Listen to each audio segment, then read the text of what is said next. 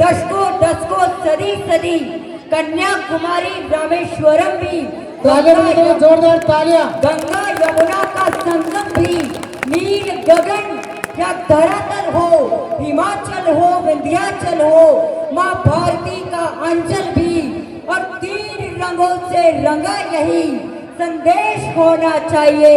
हर घर में तिरंगा अभियान नहीं, आदेश होना चाहिए। और ये तिरंगा केवल तीन रंगों का कोई परिधान नहीं है, हिम शिखरों पे गड़ा जो लहरों पे लहराता है। तीन रंगों का नहीं है कपड़ा, भारत भाग्य विधाता है। हम सबकी पहचान सदा आजादी का अभिमान है। उड़ सके बेजान शरीर शानदार अरमान है। ऐसे तिरंगे झंडे पर जब कोई दाग लगाया जाता है तो उस तिरंगे झंडे को खून से धोया जाता है। और ये भारत वीरों की भूमि रही है, बलिदानियों की भूमि रही है। यहाँ के वीरों ने अपनी मातृभूमि के लिए अपनी जवानी से भी समझौता कर दिया, और मातृभूमि के प्रति इस समर्पण की भावना युगों युगांतर से चली आ रही है। जब भगवान राम लंका की समरभूमि में खड़े थे, लक्ष्मण ने लंका पर आधिपत्य जताया और श्री राम बोले, यद अपि लंका स्वर्णमयी तथापि माम न रुच्यते, अभी स्वर्णमयी लंका न में लक्ष्मण रोचते, जननी जन्म भूमिष्ठ स्वर्गात अपि गरीयसी।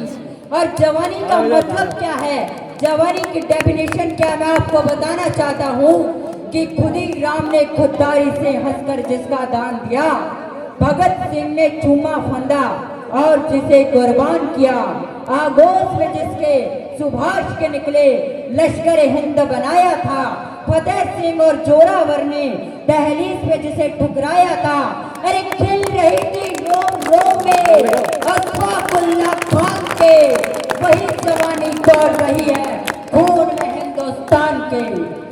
और ये भारत बलिदानियों की भूमि रही है, तो विश्व का सबसे बड़ा महाकाव्य महाभारत और सबसे बड़ा बलिदान चंदन का बलिदान आपके समक्ष रखता हूँ कि महाभारत में जब बार बार वीर धर्म पर वार हुए, संतान मोह के बाहुपाश के गुरुजन स्वयं शिकार हुए, जब गुरु द्रोण भी बीच समर में परिणाम मोड़ देते हैं, अश्वत्थामा हतो हतो तो हथियार छोड़ देते हैं, पन्ना धाये द्रोण को दर्पण तब दिखलाती है, राजवंश की रक्षा हेतु पुत्र बलि चढ़ाती है।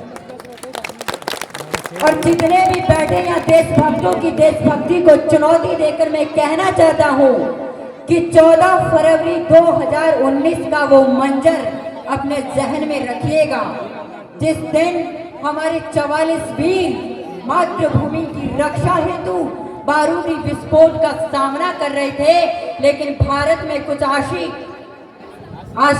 अपनी महबूबाओं को खून थमाने में व्यस्त थे। तो अटल हिमालय भी मायूस था, मलय पवन भी रुकी रुकी थी, कुतुब मीनार की शान और शौकत उस दिन झुकी झुकी थी, लाल किला और ताजमहल भी सन्नाटे के साए में, चाय का भी संग मिला था हिंद नशा की चाय में। बहुत शानदार, जोरदार तालियां। अशोक स्तंभ के शांति बीच में हिंसा घुलती दिखती थी, हिंसा घुलती दिखती थी।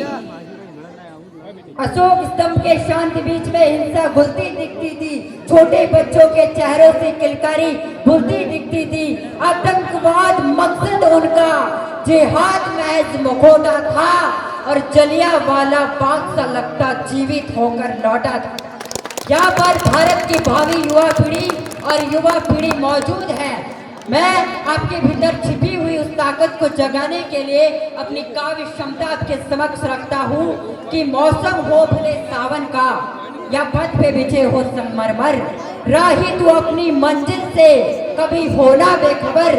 ये ऐसी दुनिया है जिंदों को जहाँ कंधा नहीं मिलता, दौलत के अंधे मिलते हैं, सुरदास का अंधा नहीं मिलता। पर तुम सभी ना लिए हाथों में तूफान निकलो और साहिल पे अभ्यास करो, गहराई समंदर की मत नापो, पतवारों पे विश्वास करो।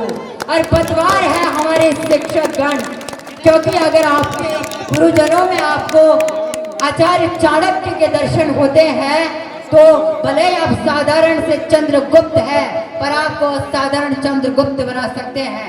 और अंतिम रूप में मैं उन गुरुजनों की चरणों में 4 पंक्तियां निवेदित करना चाहूंगा कि गुरुद्रोह अब नया अध्याय लिखे अपनी उन भूलों को।